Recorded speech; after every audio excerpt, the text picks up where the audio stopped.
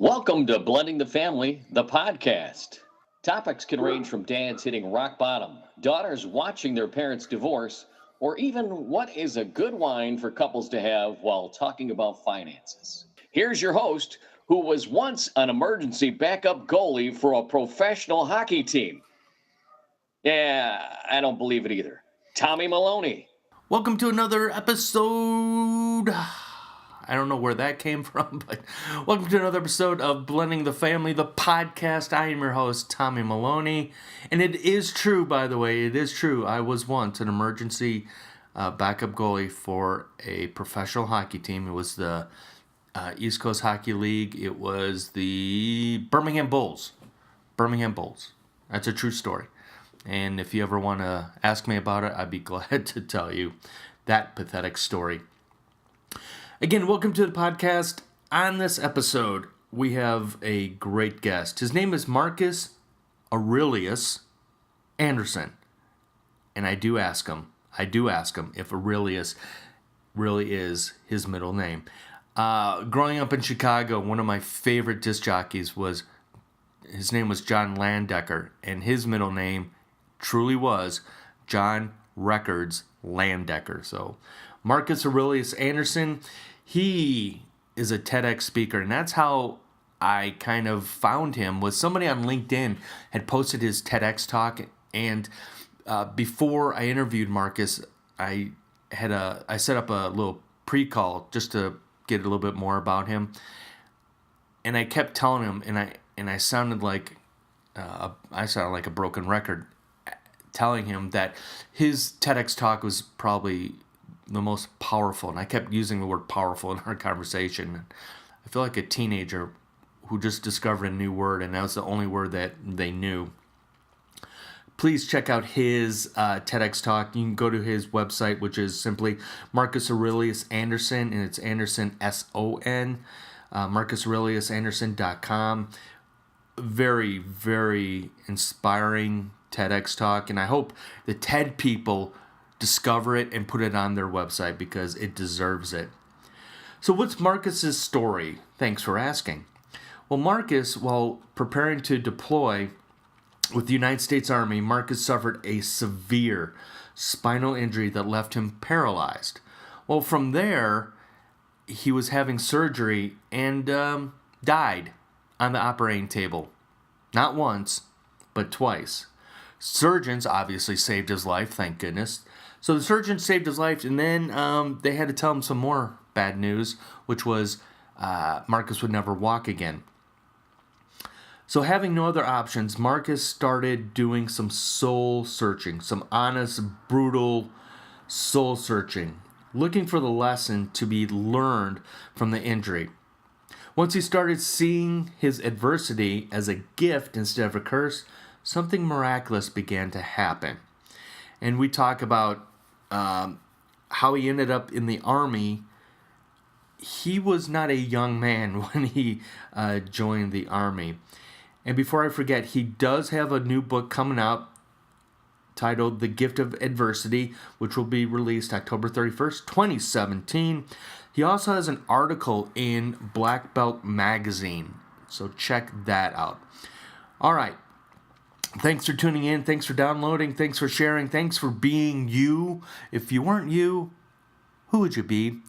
And if you really like our podcast, and if you really like what we're trying to do, please head over to our website, blendingfamily.com, buy a book or 10. And on this episode, once again, a man who died, not once, but twice, Marcus Aurelius Anderson. Have a great day. And as they would say in Star Wars land, may the Force be with you. Is Aurelius really your middle name? Yep, that's the name. I was given the name, obviously, when I was younger, but I never really felt... that's a big name, right? I mean, it's a big name to live up to, so I never really felt strong enough. Were your parents learning, or did they follow a Stoic philosophy?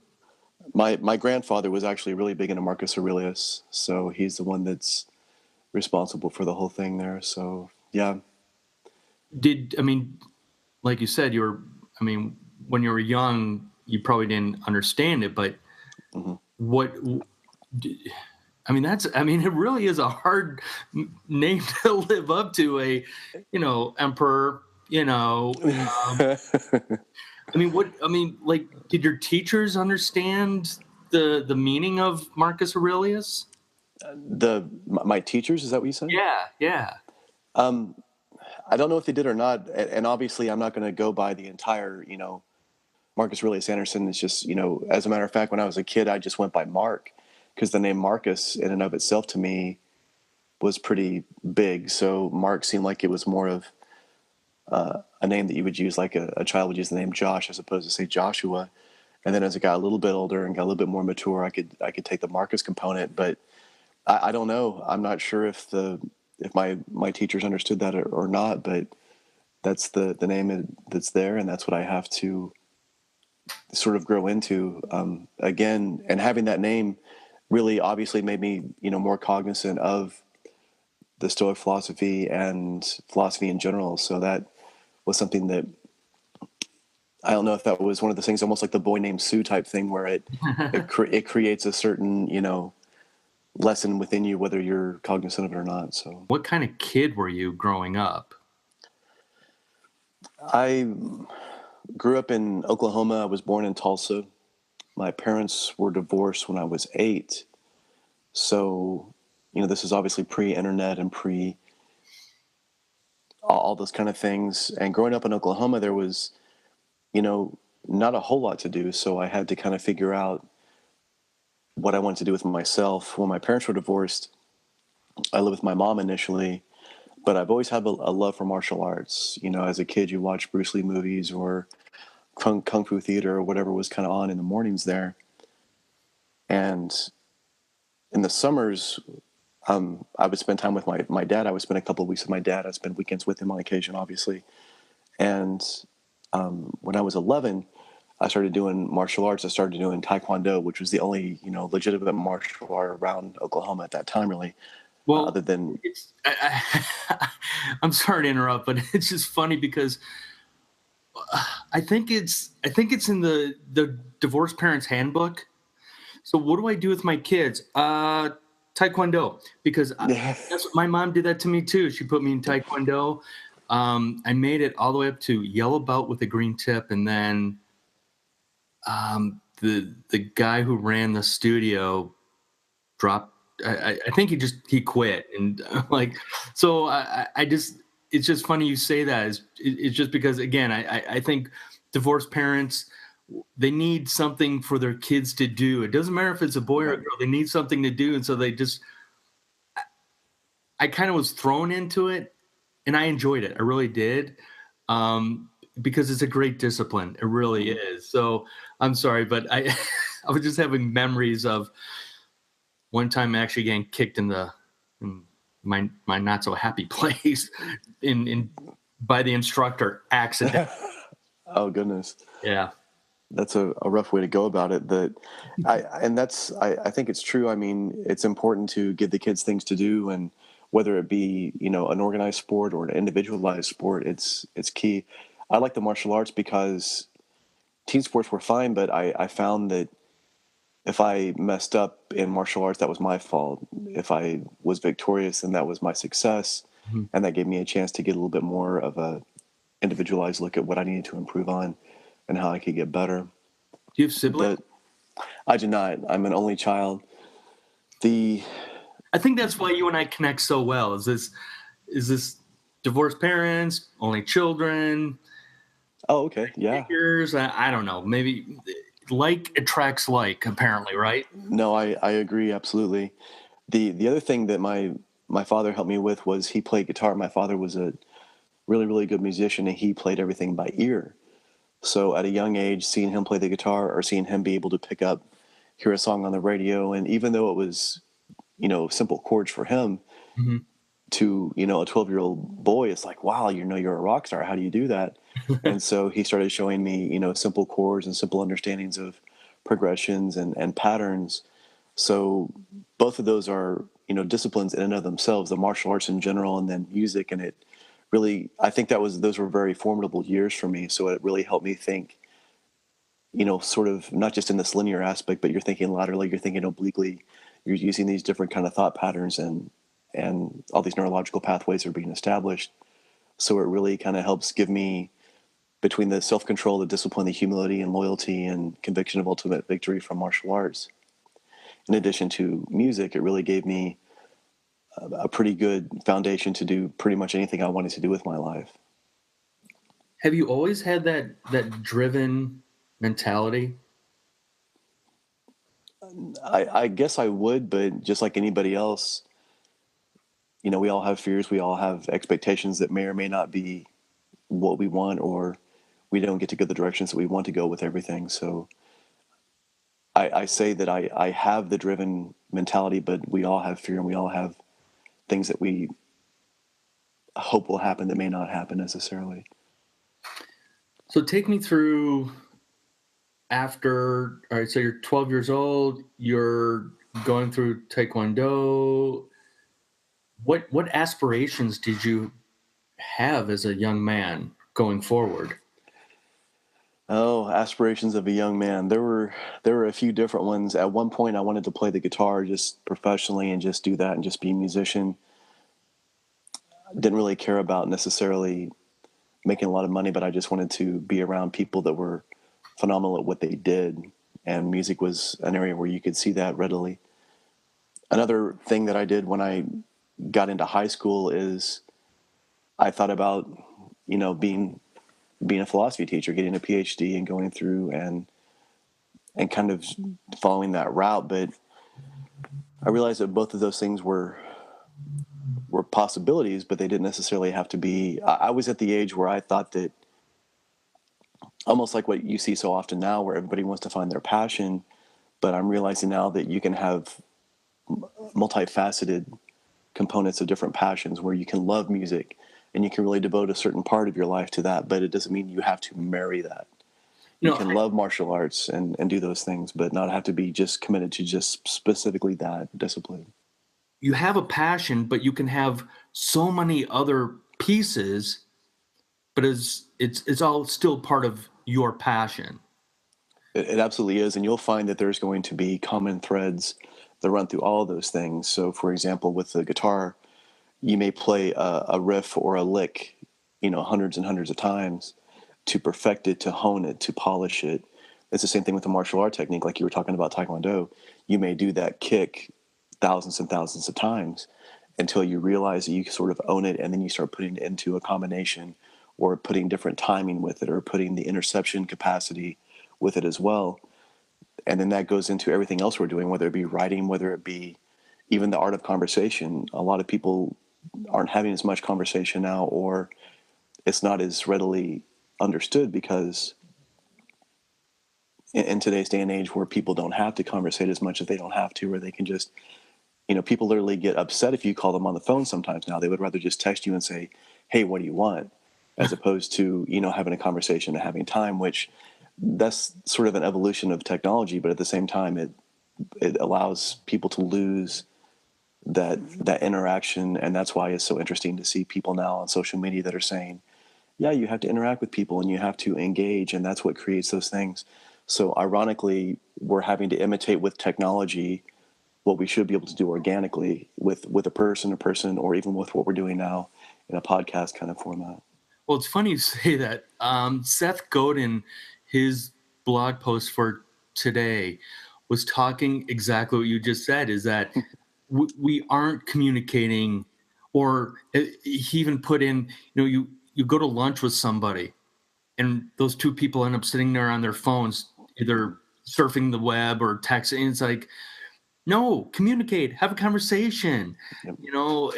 Especially as a parent, it gets really frustrating when you walk around the house and all you see are the kids, the TV's on, and all three of them are sitting on their phones doing something else. It's like, Yep. no, let's turn off the TV. And especially in our household, occasionally when we have all the kids and we're having dinner, I make sure the TV's off. I tell them, phone's off or on mute, what have you. And guess what? We're all going to sit together.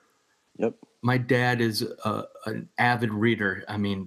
whenever I go visit him, I just am amazed at his bookcase of just so many books. And as a kid, I'm just like, eh. My dad sent me another book yesterday, and I'm like all excited now Mhm. as a maybe a wiser man, because I want to share these books with our kids. And it just kind of goes back to you you want to mirror positive things. And I don't know. It's communication can be good. Communication, can be bad. It's just how you use it. It's just, yeah, Bruce Lee, his philosophy in Jeet Kune Do and his art was you absorb what is useful, you discard what is useless, and you add what is specifically your own. So, even in anything, if you're talking to three people, you may not agree with anything that they say, but you may still be able to learn something from them. Mm-hmm. So, like you're saying, we can try to accentuate the positive that we learn from somebody. And then it's like, okay, well, this is the good thing from this person.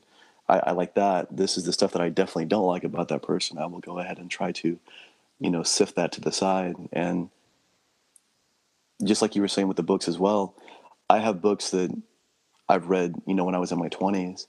And in my 20s, it was mind blowing. And it was this huge book that had all this impact. And then you go back and read it, even 5 years later, even a year later, and maybe it doesn't seem as poignant. And the same thing could be said about other books where you start reading a book that you weren't really in the right place to read. And then, like you say, as your father sends this book to you, now you're at a place of beyond wisdom, beyond knowledge, but now you have wisdom. Now you understand. And now it's like, wow, there's so much more gravity with this book because we're in a place where we can actually digest it, understand it, and appreciate what it has to say. The Tim Ferriss question he always asks his guests is, what one book have you gifted the most? And I always say in the back of my mind, whenever I hear that question from him, is I have gifted the book The Last Lecture. I don't even have that book anymore because I buy it and I know somebody that needs that information. So The Last Lecture by Dr. Randy Pouch. And I think I'm screwing up that last name, but it's just a wonderful, wonderful book. And, you know, I think that the point I want to make is we need to share more knowledge with others. We need to share knowledge with others, and we need to, have you ever seen a child go to a buffet for the first time and see their eyes light up? Yeah. Oh yeah. And they want to eat everything. And Every you have to tell them, okay, first of all, you have to put it on a plate. You can't just go up and stick your grab your little fingers in there and grab everything, because they'll put it all over their face. And of course they want to eat dessert first, and they want this first, and then their eyes get too big for their stomachs. And then all of a sudden they feel sick. They don't feel good. They have a tummy ache. And that's because they're not digesting what they're consuming. And that's, with the age of technology, it's this beautiful thing, but we see so many people that want to do everything. They want to read everything. They want to learn all these things, and that's fine. But it's about understanding the quality of what you're trying to consume and deciding on what you want to consume, from a content standpoint or from a book standpoint. I see people online that are reading, even Tim Ferriss, you were mentioning, he reads, a lot of books. With me, I'm trying to read the books, but I'm trying to find the commonality in one book and then another. That way I can take the broad strokes, the broad concepts, as opposed to trying to read 100 books in a year and maybe not being able to even recall it, because I've had people that are, like you said, you may mention, hey, have you read like currently I'm reading Holiday's new book, The Perennial Seller, and it's phenomenal. But you ask somebody else if they read it, and they'll say, oh yeah, I read it. And it's like, tell me 3 things you got out of it.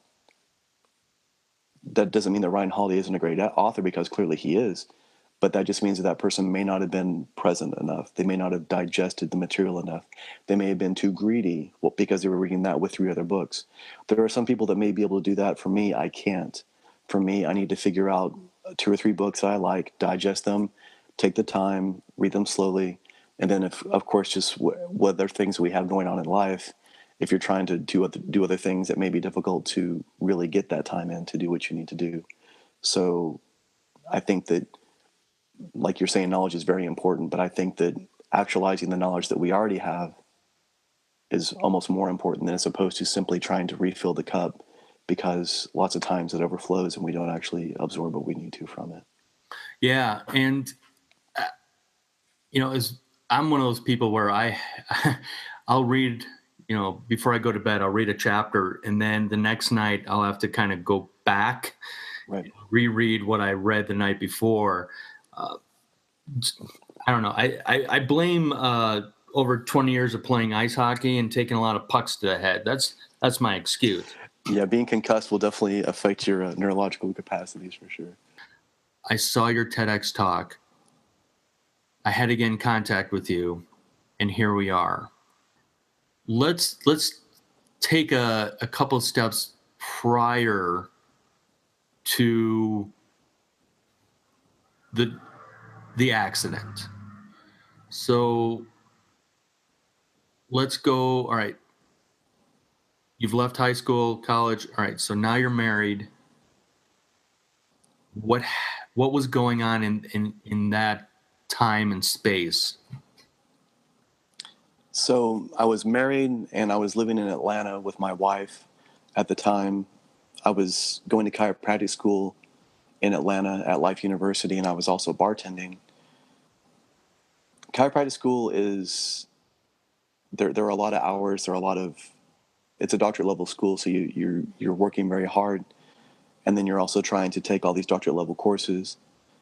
And then I was trying to bartend as well. So what I was doing was I was burning the candle at, both ends and in the middle and anywhere else I could, light something. By doing that, I wasn't really able to spend as much quality time with my wife as I probably should have. And eventually, she was just unhappy and she left. And that really left me beside myself. That made it really difficult for me to try to focus, as you can imagine. My father is a really big role model on me, but my great uncle was also a big role model on me. He was a person who was sort of the male figure that was in my life when my parents were divorced. And not long after that, he had passed away. He was in Vietnam. He was in special forces. He was in long range reconnaissance and things like that. So both of those things happening, that's a pretty devastating 1-2 punch, because the divorce really makes you kind of beside yourself and you're trying to figure out what just happened, why it happened. And then when that death occurred, it really gave me that perspective that I sort of needed at the time. So it was hard for me to focus in school. It was hard for me to focus on anything. I felt pretty burned out. And I was 38 years old at that time. So I'd always wanted to join the military to do what my uncle was doing. But I always had an excuse, or I always had some rationale. Obviously, my wife didn't want me to join at that time either. So I went down to the recruiter just to talk to him and just wanted to hear what he had to say. And he said, well, 35 is the age, that's the window to get in, and you're over that. So I got up to walk out. But then he wanted to talk a little bit longer, and I was sort of blunt with him and said, listen, if I can't join, why are we even talking? And he said, well, talk to me. Let me understand why you want to do this. He says, it looks like you're in shape. It looks like, he says, do you have any education? And I was like, yeah, I've got a little bit. You have to have a bachelor's degree, and then to be in chiropractic school, and then you're working on a doctorate level. So I had some education. I took a PT test there with him, and I almost maxed it out. And then my ASVAB scores that I took right there with them was off the charts. So he realized that, I was motivated and that I wanted to do this. And he says, well, I can sign a waiver to get you in for that age. And he says, well, what would you like to do? And I told him I wanted to do the infantry. And infantry is one of those, MOS is one of those jobs that a lot of people will do because people assume that they are not educated or smart enough to do other things necessarily. And so he kind of laughed at me. He says, well, listen, you can do anything you want with your PT scores and with your ASVAB scores. You can choose whatever job you want to have in the Army. And I said, well, this is what I want to do. And I kind of told him, the steps that I wanted to kind of follow in. And why is the stigma of the infantry being the way you phrased it, of not really I guess a high thinking type position? Because to me, I mean, I know nothing about the military. I mean, God bless my wife. She's a former vet. I've got now a nephew who just joined. I've got a former neighbor whose son joined. I mean, why does the infantry have that mentality? So there's the connotation, just like I said, that those guys may not be very smart, or maybe they weren't smart enough to do another job. The reality that I came into was that there were some people like that, of course, but a lot of the guys that I served with, they did it because they had this duty, because they had this desire to serve their country. But a lot of them also that I trained with at Fort Drum, these guys were very illustrious. They had served in many different units. A lot of them were Ranger. A lot of them had been in Special Forces. A lot of them, my squad leader, for example, was actually in Fallujah when he was a Marine. So he was a recon sniper in the Marines. So he had a tremendous amount of background. He had a tremendous knowledge of what he spoke of. So being around him, and he was one of the most intellectual people you'll ever have a conversation with. So I feel that it's just like anything else. You can have some people that will try to pigeonhole things, but the reality is, in order to be a good infantryman, you need to be more than just a person that can shoot well and be in great shape. You need to be able to think, and you need to be able to override the fear that you're going to inevitably encounter whenever time comes for you to do your job. All right, so you're 38. Approximately what year was this, Marcus? In 2010 is when I signed. 2011 January is when I went to basic. You head to basic, and where again was basic training? Fort Benning, Georgia. It's south of Atlanta. And so there you are, be all you can be, following hopefully the footsteps of your uncle. Now what? That was the big question. That was the litmus test, because I have to figure out, and of course, I try to get myself in the best shape that I could. And I'd been doing martial arts, in that time, obviously. So I had, some conditioning, but conditioning as a civilian is one thing, but conditioning, preparing to go to basic training, preparing to go to infantry school, preparing to do all these other things is another thing entirely. More mental than physical? Here's the reality. What happens is you get your body to a certain physical condition, and then you can allow your mind to push you. But what I encountered there, for example, was everybody there is half my age. Everybody there is 19, 20, 18. Some of these guys have never left their home before, because when we're there the first evening, they're homesick. They're not really sure how to get acclimated. There's this new environment where you're being pushed and rushed and yelled at and all these things. And my mentality is what helped me a lot there. But what happened to a lot of those guys is they weren't conditioned enough prior to going in. So people having stress fractures in their hips, or, stress fractures in their hands, in their feet, rolling their ankles, not being conditioned enough to be able to carry a rucksack. All these are things that the body will adapt to, but you need to give it time. So if you're playing the guitar and your fingers get blistered or fingers get bloody, you need to allow the blisters to heal. But if you're constantly pushing, it's not going to allow you the time to recover. When you get your body to a certain condition, which is what I had done, then I knew, okay, listen, my body's not going to break on me at this point. And now I can use my mind to continue to push, and I can use my mind to sort of override what my physicality is trying to tell me not to do, because that's what every day of your existence is when you're in the military, is you're trying to just tell your body not to stop, and you just keep pushing. And you'll see that in Stoic philosophy. Obviously, you see it in Taoism, you see it in Zen. It's about, using your mind to push the reality that you have currently. Because you did have a very traumatic accident. So what's the time frame now so now you said January 2011. 2011, go through basic, I get through everything. I don't get injured. I don't get burned out. I don't get washed out. I get sent to Fort Drum, and it must have been May of that year. Sent to Fort Drum, and as soon as I get there, they're like, listen, we're deploying in 3 months. And where is Fort Drum? It's in upstate New York. It's about 30 miles south of the Canadian border. Okay. 10th Mountain is a unit that is probably most famous for the movie and the book Black Hawk Down.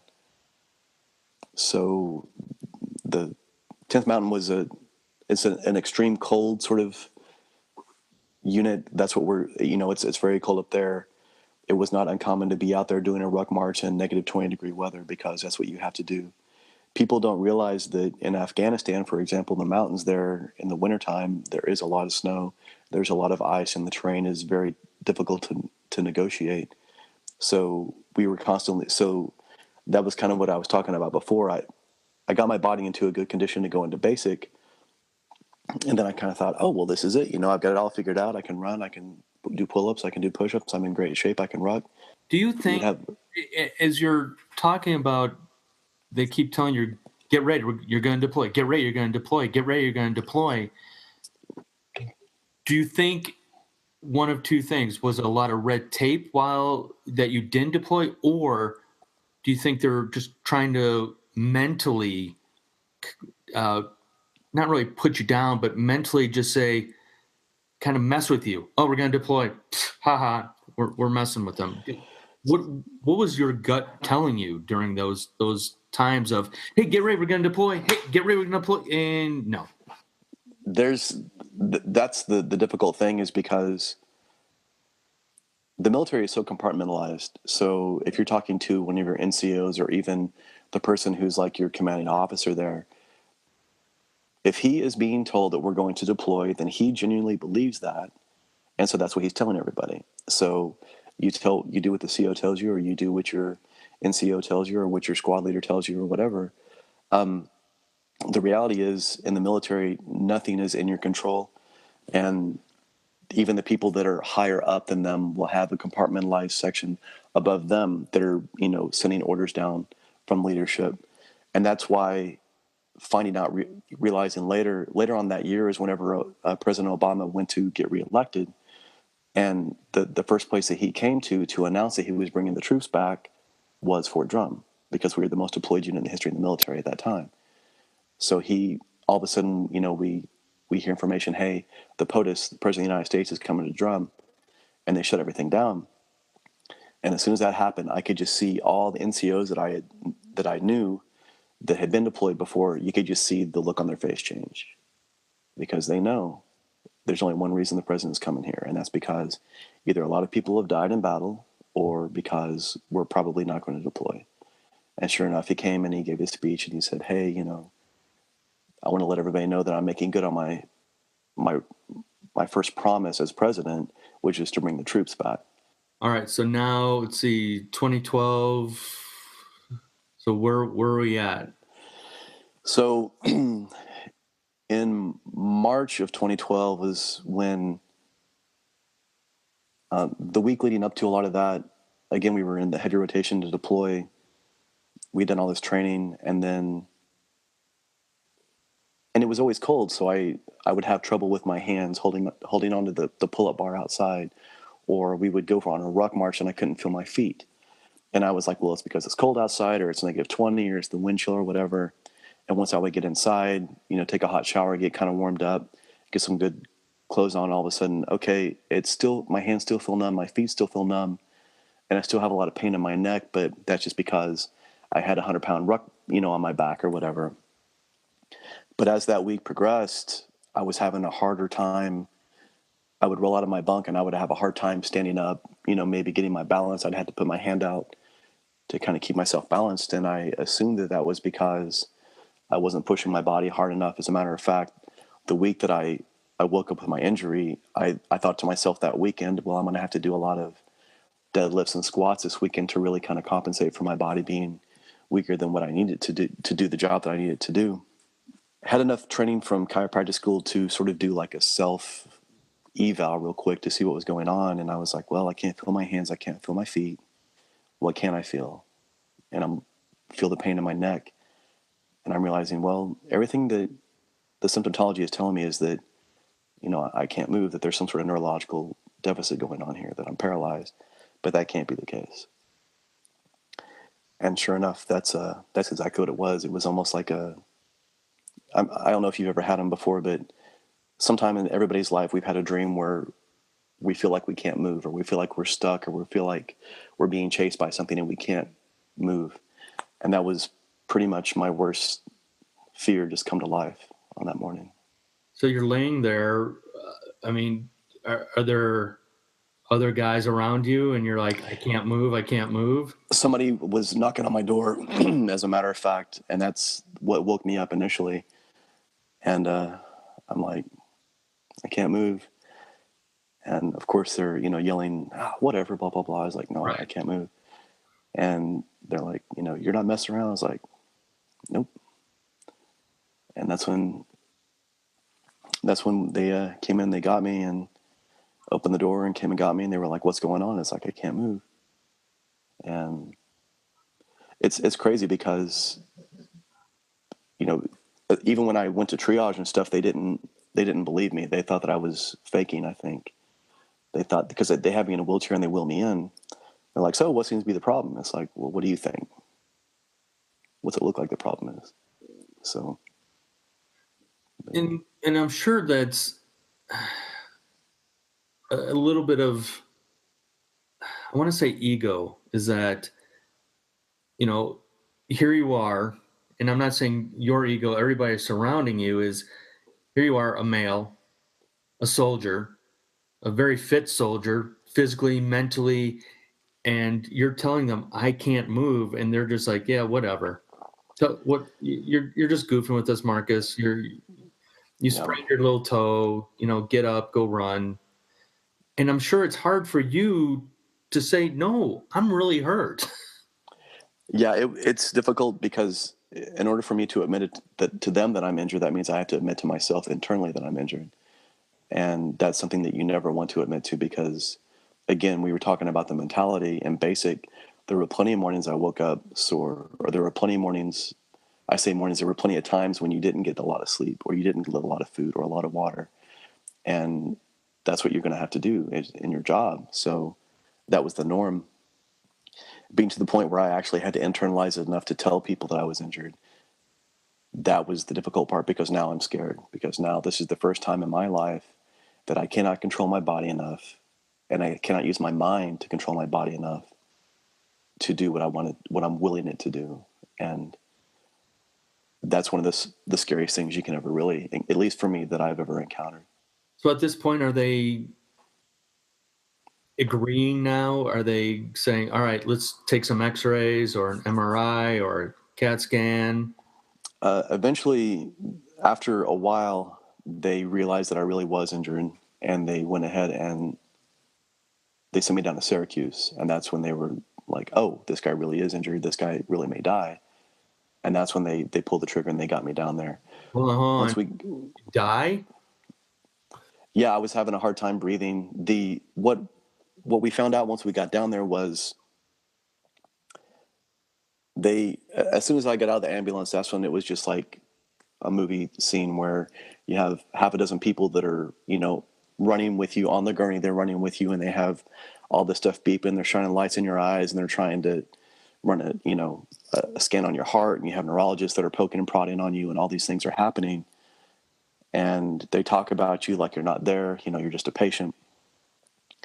They run me in and they get the MRI done, and the MRI revealed that the disc in my neck, my C6 disc in my neck, ruptured. And having a disc bulging or ruptured is one thing, but to have it ruptured to the point where it explodes and it pushes into your spinal cord, and it pushes onto your spinal cord so hard that there is no, the cerebral spinal fluid is the stuff in your spine that actually creates the ability for your body to move. And it was like a hose had been stepped on with somebody's foot. So no water, there was nothing communicating from my neck down to the rest of my body. So that's why I was having trouble breathing. My bowels weren't moving or anything like that. So they were like, yeah, this is kind of a big deal. We should probably get this guy to a hospital before he dies on us. That's kind of, yeah, that may be a big deal. The other thing too is in the inventory is you don't want other people to see somebody injured like that. So it's sort of like an out of sight, out of mind type thing. So they just kind of put blinders up and they didn't really want to see that. So they got me down there and they did the MRI and they figured it out. And then I come back and again, I'm not sure what's going on. And in my mind, it's funny because the way I was conditioned in my mind, I was like, well, hopefully this doesn't take very long because we're going to be deploying soon. Right. I hope, I've got these things guys. to do. Come on. Yeah. I was like, can we just figure this out? Cause give me a shot or whatever. Cause I've got a gun to carry. I've got to invade a country. I'm kind of busy. I've got a lot going on. My schedule is full, guys. Can we hurry this up? And so when we come back, they put me back in the same room that they held me in initially. And they said, okay, we're going to prep you. And I was like, for what? And one of my friends, he's one of my friends now, but he was one of my NCOs at the time. His name's Buddy. And he says, well, what are they prepping him for exactly? They're like, well, for surgery. And I've had bumps and bruises and stitches and stuff, but I've never been in a hospital for a broken bone. So getting there and them telling me, oh yeah, we're going to operate on you. And I even asked the nurse, I said, do I have any, like say in this? And they're like, no, you don't, because you're going to die. And I was like, oh, okay. So I put that information with all the other information that I still haven't been able to deal with yet, because I'm trying to figure out why my body's not doing what it needs to do. And then they take me down to the operating area, and there's almost a dozen people down there. And that's never a good thing, because if there's that many people that are there to make sure that you get operated on, then that means that you're in pretty bad shape. You don't ever want to be that guy where it's like, wow, you got to come in here and look at this. This is horrible. Oh my gosh. And so that made me even more nervous. But the reality was I didn't have a choice. So they took me down there and they tried to give me as much. And everybody, they were just phenomenal. They were very nice. And they were saying, listen, this is for overlap. So the anesthesiologist has somebody that will back up for him if something happens to him during the operation. This nurse is covering for this person. There's all these, areas of overlap. And this is so that we can give you the best quality care that we can. And of course, that makes you feel better, but it doesn't make me feel any less at ease knowing that they're going to go in and cut through my neck and, attach all this metal to the front of my neck and pull a bunch of this disc out of my spinal column. And, it's like, well, I guess I don't really have a choice. And before you know it, they're putting the mask on you and you're counting down from 100, and that's about it. And correct me if I'm wrong, but you apparently died on the operating table? Yeah, they told me I died twice on the table. I didn't really think I got a lot of that. I didn't think I remembered a whole lot of it. And then when the surgeon came in, he's the one that told me. He said, hey, you had us worried for a little while there. And I was like, why were you, I'm the one that's supposed to be worried. I'm the one that you're cutting on. And they're like, well, we lost you. And again, I'm thinking, well, how'd you misplace me? But yeah, I was like, I thought I was right there on the big guy on the gurney with the haircut, right? But they're like, yeah, we lost you actually a couple of times. And I'm trying to kind of process what he said. He's like, hey, consider yourself lucky. You died and lived to tell the tale twice. And that's when I, and again, that's a lot of stuff to kind of process. And he was like, don't even worry about it right now. I'll come back and talk to you later. And I went back to sleep. But then I started thinking about it, and I was like, well, there was this point where it was very cold and very dark. And that must have been that was the point where I guess I left for a little while. So you died twice on the operating table, and then the doctors tell you that, oh, by the way, you're never going to walk again. Yeah, that was the biggest concern, because as I'm going down there, they were saying, hey, we're going to, take the best care of you as we can, all this stuff, and I'm feeling better. And I'm like, oh, so I'll be able to walk again. And this is before the operation. And then there's just crickets. Wow. And I'm just, well, that's what you're telling me, right? That I'll be able to get better. And they're like, well, let's take care of the operation first. Let's see where we're at. And that's not what you want to hear, because the person who was telling me about the MRI was the one that was the neurologist. And he was saying, yeah, there's some permanent damage in your spine. And I'm like, well, so what does that mean? And now I'm starting to get upset and like, somebody just give me a straight answer. But you have to remember too, that that's not their job. Their job is not to differentially diagnose and tell me what will or won't happen, afterward. So I have to kind of go with that and just say, well, let's get through this first and we'll go to the next point. And they told me that if I didn't walk within, the first week, that I wasn't going to walk, because that indicated that I had, permanent damage in my spine, which I did, obviously, have damage, and I still have damage to this day. So waking up and realizing that that's not going to happen is, I'm still 48 hours behind in the whole thing, because I'm still trying to realize that, okay, like I woke up in the hospital and I wondered if I was, AWOL, or is this a dream? Am I going to wake up in my bunk and, get up in the morning and do PT like normal, or what? So it was a very hard thing to palate and to fathom. It's a lot of gravity to it. What was your aha moment going, you know what? I am going to walk, and I'm going to prove you wrong. And it kind of goes back to, the question why I wanted to ask you about being so driven at a young age, to see if this carried over into this accident, because again, now you're being told you're not going to walk, and you can either say, accept it, or you can take, again, your drive, your adversity, and go, I'm going to prove you wrong. That's where there's that fine line. It's because, as you were saying, there is the denial point where you're like, okay, well, I'm going to be fine. I'm going to get over this. And that will get you through for a little while. But after months, and it's not happening, and you're telling yourself, okay, I'm going to figure this out. And then you're laying there and you can't move. And, they'll come in and they can turn on Netflix if you want to watch that. But, it's not what I wanted. I wanted to try to, in my mind, figure this out as best I could. And I'm like, okay, I'm a smart guy. I'm educated. I understand logic. I can figure this out. But all roads kept leading back to the same thing. All roads kept leading back to the fact that, yeah, I'm going to be like this. And then I went through a big, big place where I was just angry. I was mad, obviously. I was mad at everybody. Mad at the military, mad at myself, mad at all these things. But I was the maddest at myself because it took me losing, or potentially losing, all of that potential to make me realize what I really wanted.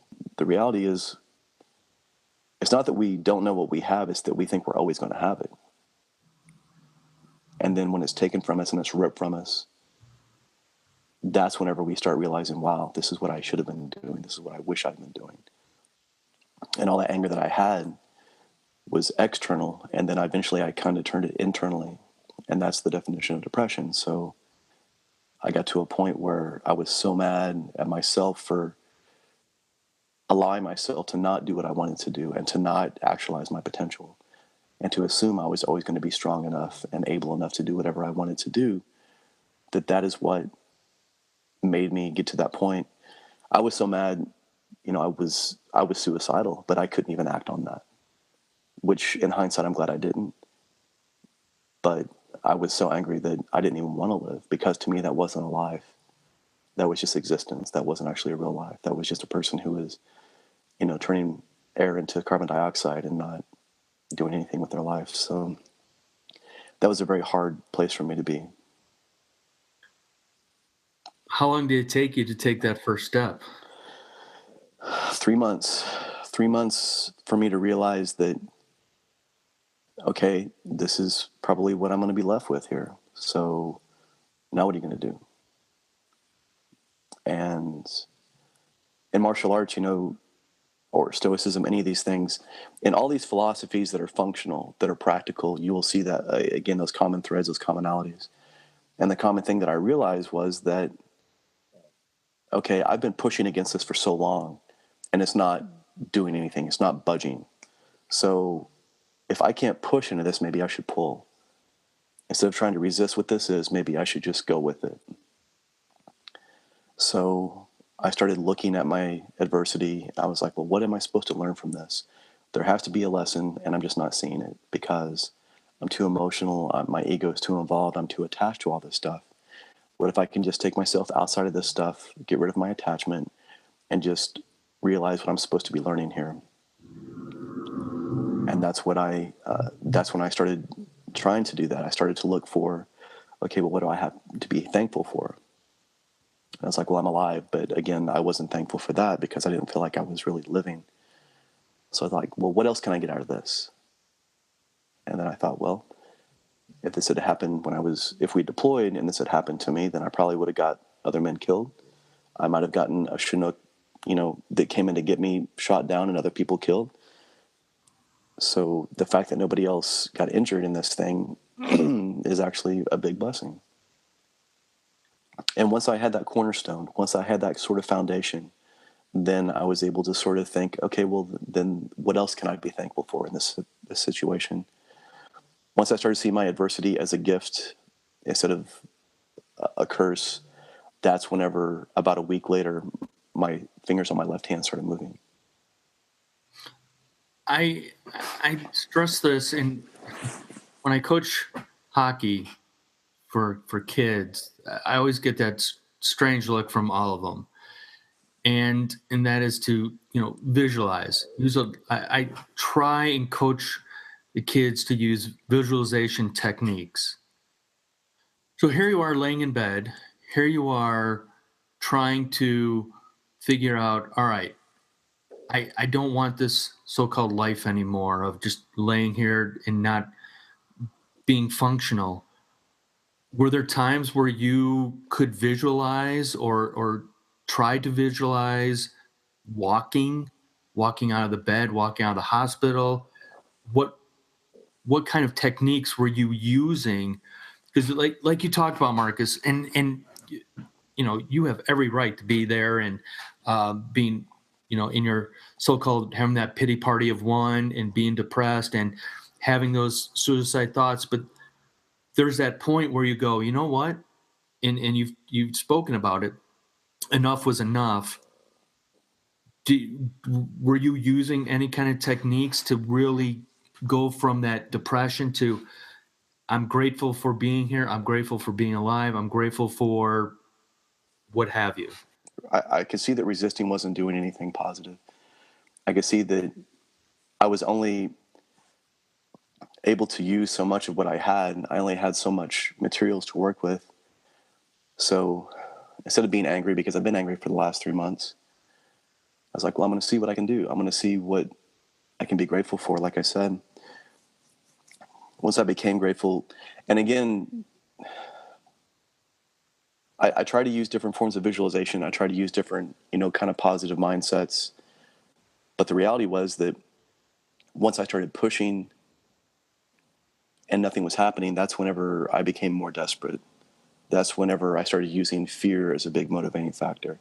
And while fear is not always pretty, there's a reason why we have it in our body. There's a reason why if we see something that's a threat, that it makes us run. Fear gets a bad rap because everybody says, oh, you shouldn't live your life in fear. Well, you shouldn't make decisions out of fear, but fear is a hell of a motivator, no matter how you look at it. And that was my fear, was that I would be like this for the rest of my life. So being afraid that I was going to be like this, and then again, taking all those things, because I'd read, Marcus Aurelius since I was in my teens. I had read about Taoism and since my teens. I'd read Jeet Kune Do stuff from Bruce Lee in my teens, and all those things were just sort of tumbling around in my mind, and all those like fortune cookie kind of sayings where it was like, the path of least resistance and all these different things. I was like, I don't have time for that junk. I'm trying to walk again. But looking at it and realizing that, okay, well, there's something I'm missing here, because life throws stuff at you until you figure it out. If you don't figure out how to walk, you're just going to keep falling down until you figure out how to not fall down, or how to figure out how to stand up more readily. And that's what I did. Once I started seeing my adversity as a challenge, as something to help me get better, to make me get stronger, to make me evolve, once I did that, that's what helped me. But because I could see, and there were so many other people that I saw, that were, and it reminded me of everything in life. I would have people that would walk into my bar, for example, and talk about, have this kind of victim mentality, this sort of like self-chosen self-pity where they didn't like their life, or they didn't like their relationship, or they didn't like their marriage, or they didn't like their job, but they wouldn't act on it. Take me through that first step. It was, they started putting me through physical therapy, and they would put me through physical therapy, but it wasn't really doing anything. Once my finger started moving, I told the therapist, I'm like, hey, my hand moved. And they were like, okay, yeah, sure. And then eventually it got a little bit better, and it got a little bit better. And the thing is, that's when you start thinking to yourself, okay, I'm good. But then you would regress. So then so I started looking at it from a philosophical standpoint. Okay, so instead of being upset that I don't have any movement, I need to be excited that I actually do have a little bit of movement in my hand. Mm-hmm. Now I need to be a little bit more grateful for the fact that I have gotten some of this back. And then as that happened, my body was able to eventually start moving. And then eventually the first step was shaky. They put you on, they really don't want you to try to walk if you can avoid it, obviously, because if you fall and you have a bunch of metal in your neck, it's a bad time. You could have a bad situation. But they put your hands out there on the poles, and you kind of move a little bit. It's like learning, like a newborn learning to walk again. And it's especially for a 40-year-old male, that's very disparaging to not be able to actually move. But again, it was literally the first step into the rest of my life, and it was difficult, but it was gratifying. I'm sure it really humbled you too. I mean, that's humility right there, having to learn to walk again. It is literally that was the hardest thing, because going into basic training to see, okay, am I going to break my ankle? Am I going to be able to keep up with these young guys? And then having the mentality to say, no, I'm going to beat this. That helped me a lot. So going to where you're doing all these like almost superhuman things, that week before I got hurt, we had done a 10-mile ruck march with half of your body weight on your back. So I had 100 pounds on my back, 50-pound, armor plates, your weapon, you have a gas mask on, it's negative 20 degrees outside. And when you're marching, you're not really marching, you're actually jogging. So you're running 10 miles in that kind of weather with all that weight on. And that was your normal morning PT. So going from that really high level to a point where you can't even walk, that was the biggest slap in the face I had ever had. And I had, I've done my martial arts my whole life. I've, had my ass handed to me on many occasions to get better. And this was a whole other level. This was emotional. This was, physiological. This is psychological. This was way beyond anything I'd ever felt before. That was the scariest part, because I say at my TEDx talk, when you have no other choice, the choice is simple. And that's what I had. I didn't have any other choice. There was only one avenue. I had to walk it, and I had to figure out what I was going to do with it. And that's what I tried to do. In the time we have remaining, there are two things I want to talk about. Number one, and we talked about this when you and I first talked a couple weeks ago, and the only word that kept coming through my head, and I feel like a broken record, for you kids at home that don't want a record, is Google it. Is your TEDx talk, and again, the only word that keeps popping, was so powerful. You're in a lot of things that I did. I just sat in awe of watching it. And, I look at my TEDx talk going, it was okay. And I look at yours, and it was just, because when you speak, you have this cadence of just listen to me. And that's how I interpret anything you say, Marcus.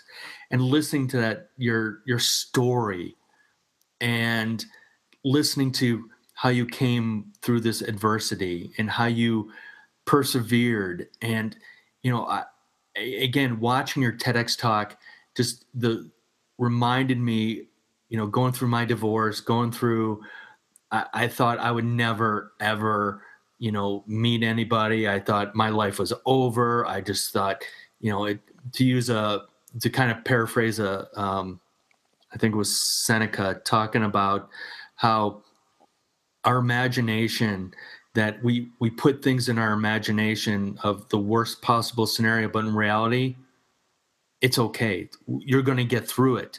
Yep. And again, looking at your TEDx talk going, oh my gosh, he died. And then he was told he was never going to walk again. And here you are on the TEDx stage walking and telling your story. And you just sit there, go, oh my gosh, my life is pretty darn good.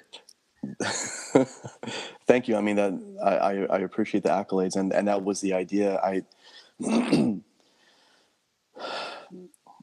There's so many people that are out there right now that will talk and they'll pontificate and that'll just be very nice and sort of woo-woo.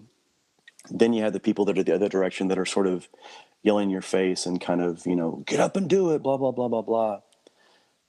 For me, I am equal parts of all those things. Again, you and I are multifaceted individuals. So by using some eloquence and then using that power and using that diction and using that cadence to weave the story, to tell the story, to get your attention, and then to kind of make you realize, yeah, we do have it pretty good.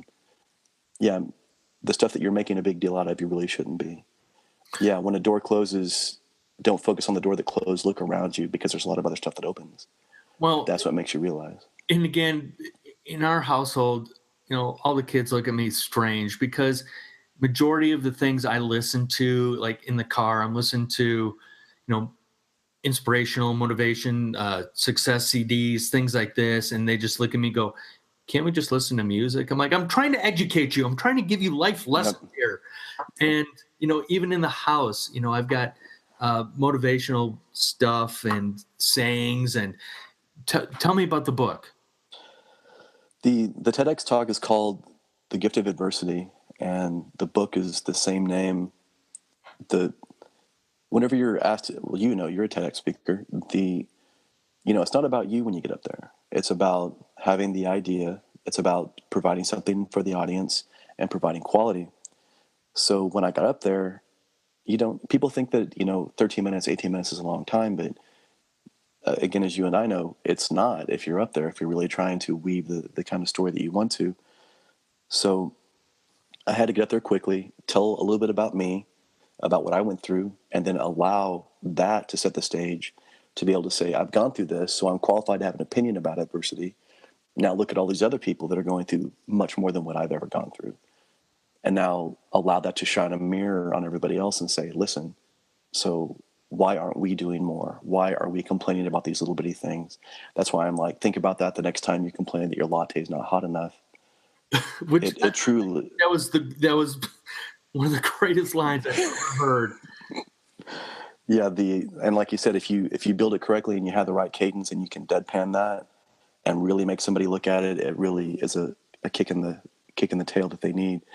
But what has happened is, like you said, people have come to me and they're like, listen, I want to know more of what happened to you. And it's like, well, I didn't have time to talk about it in the TEDx talk, but in my book, The Gift of Adversity, that's what I talk about. I talk about what you and I talked about. I talk about how I got injured. I talk about the lessons that I took from it. I talk about all the stuff that it made me learn, all the stuff it made me revisit, all the stuff it made me relearn that I'd forgotten about. And once I had done that, it really helped me, the book kind of come a little bit more naturally. The book will be out on Halloween of this year. And if you enjoyed the talk, a lot of the talk is the way the book is. So I can never, ever be in your shoes. I can't be in anyone else's shoes that have gone through what you've gone through or what others have gone through.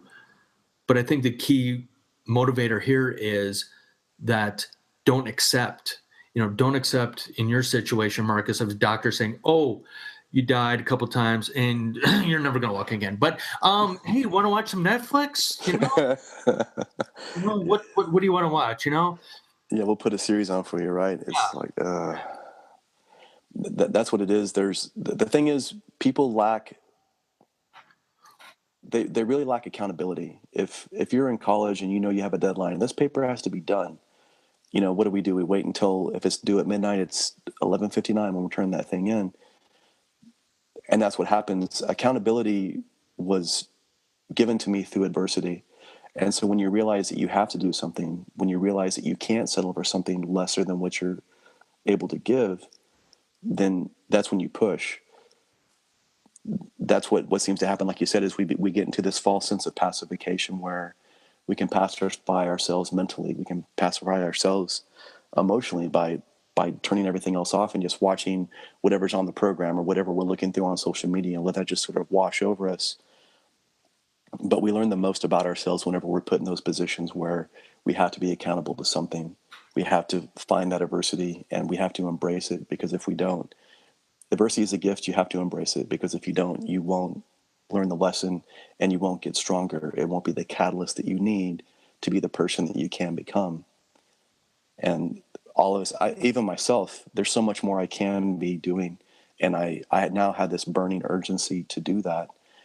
Some people will listen to what I say and they may not want to hear it, or they may not get it. That's okay. The main thing is the people that do get it will get it. And that's what you and I are both trying to do. That's what you're trying to do with your podcast. That's what you're doing with your voice and everything that you have now. And like you said, we only have one time to go through. Dying on the table and seeing that there wasn't anything, at least for me, on the other side, that's a big kick in the ass too. It's like, I guess I need to start doing something now. I need to stop waiting for somebody to give me permission to do something and do it.